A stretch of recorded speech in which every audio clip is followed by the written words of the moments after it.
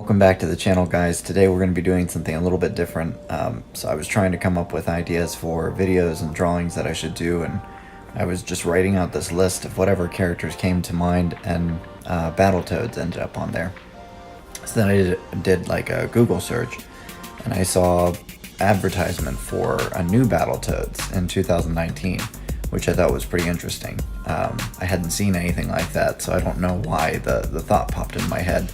Probably because I'm a 90s kid and I grew up with it, that and Ninja Turtles and all that other good stuff. So anyways, they have a game coming out. I think that's pretty cool, so I figured I'd get a jump on the gun, so to speak, and design and concept my own character. So that's going to be this process. Hopefully you guys enjoy.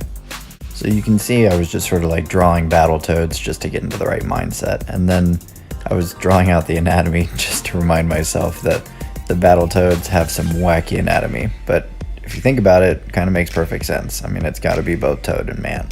So for my character, I was going to concept this Toad, I think this is actually a Toad, and then this fire belly Toad, which is actually a frog. It's very confusing. I'm just going to say they're both amphibians.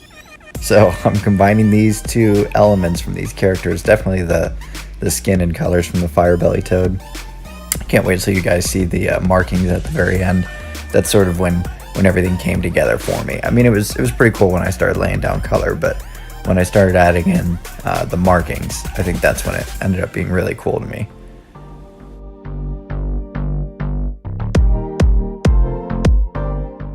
So you'll see now that I'm starting to work in on the face, I'm actually using those sort of pointy eyebrows from the first Toad picture I showed you.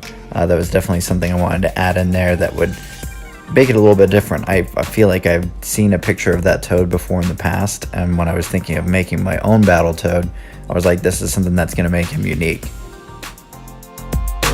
And I will make a quick apology about the lighting. I was recording in a place where I don't normally record, and unfortunately I was unable to control that element of the room at the time, so you're just going to see sunshine coming in and out of the shots.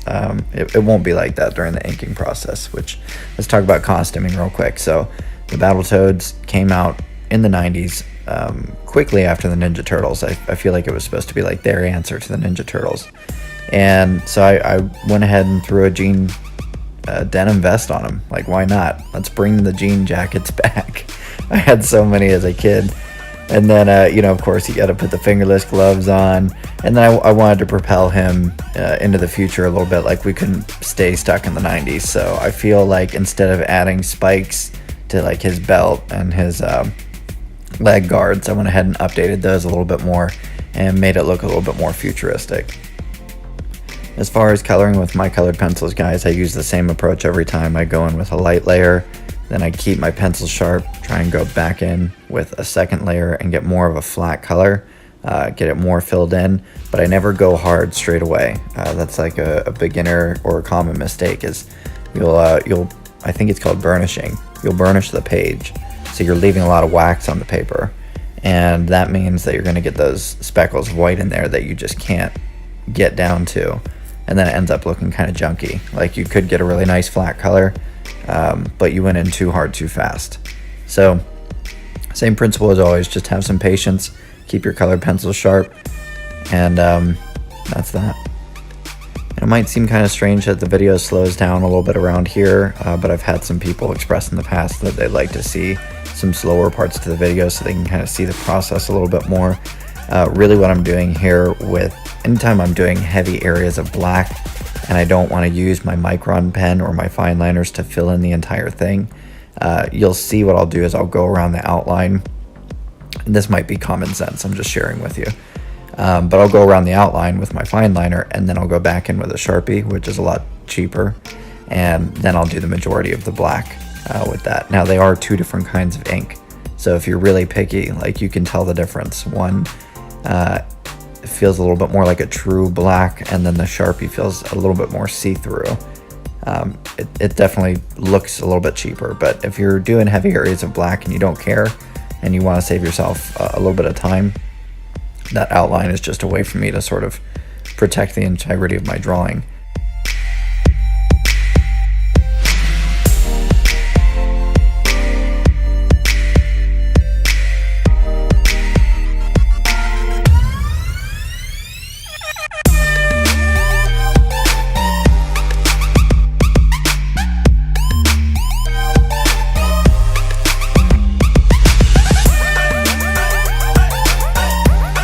Well, I hope you guys enjoy the way he turned out. I had a lot of fun working on him. I'm trying to figure out a name for this character. So the other Battletoads, this is going to sound gross, but it is what it is, are Zit, Pimple, and Rash. So they're all skin conditions. So I'm like hard pressed between naming this character Cyst or Boil.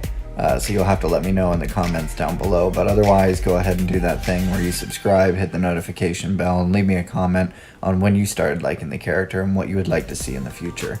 Alright, thanks guys. I hope you have a great day.